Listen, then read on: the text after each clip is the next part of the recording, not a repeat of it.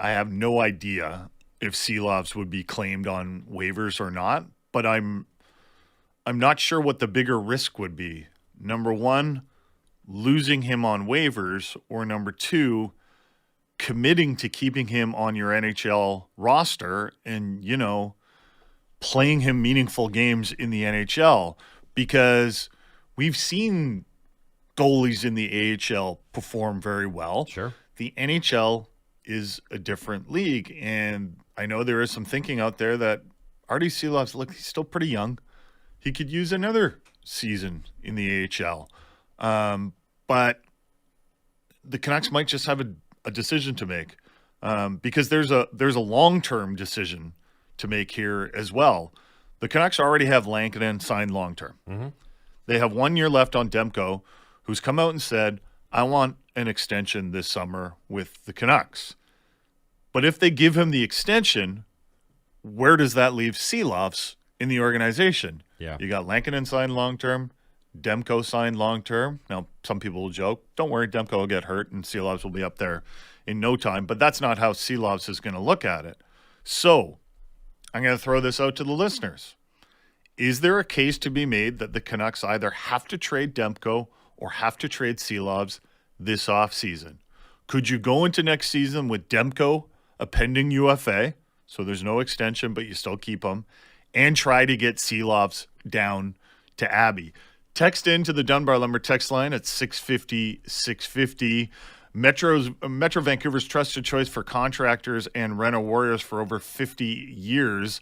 Visit them at one of their 3 locations to serve you, or online at dunbarlumber.com. Love to get some thoughts on the Canucks goaltending situation into the Dunbar Lumber text line, because I don't know if the Canucks themselves have looked at their goaltending situation going forward a little differently since we've seen what Arturs Silovs has been doing in the AHL, but I know a lot of Canucks fans are. So I'm wondering if your thoughts, or do you have in your mind an idea of what you want the Canucks to do with their goaltending? Because there's lots of options. I mean, some people, the quote unquote smart ones will be like, what if you trade Lankinen? I mean, I guess you could. You could. Do you guys see a scenario where possibly they go to the other teams and say, hey, there's a very good chance Silovs gets put on waivers this upcoming year. If you like him, if you have a goalie coach on your team that really likes Silovs, let's work something out here. You're not the first in the waiver priority, so let's get something going here. Wouldn't be the first time that's He happened. could be a trade chip. I could see something like that for sure. Yeah.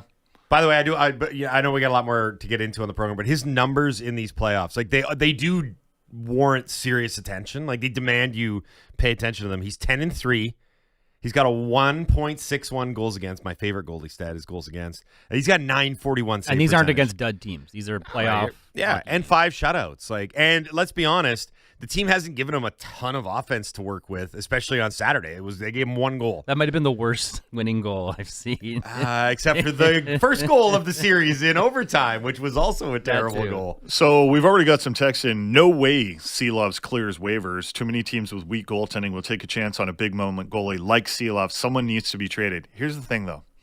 When would that waiver thing actually happen? It would happen right around the start of the season. Those teams with weak goalies, they're probably addressing it. They're not going to be like, well, what if we wait until the waiver wire? Yeah. Right? They're going to address that. And if you pick up Silovs on waivers, you have to commit to keep him on your NHL roster. Yeah. It's like he's you can't just be like, well, we got him now, we're going to send him down to the AHL. Mm-hmm. The Canucks would just take him right back. So I think this whole no way Silovs clears waivers thing is like, I think there's a way. I'm not guaranteeing that he would, but all these people that are like 100% someone would take him, you also have to commit to him on your NHL roster. You can't just take him and then go on your development yourself. Sure. He's there with you. So and the backup goalie position in the NHL, it's a huge deal. Now maybe you've got a rebuilding team that's not really caring too much about their regular season. And they're like, yeah, we'll take a chance on him. But I still don't feel like it's guaranteed that Silovs would get picked up on waivers.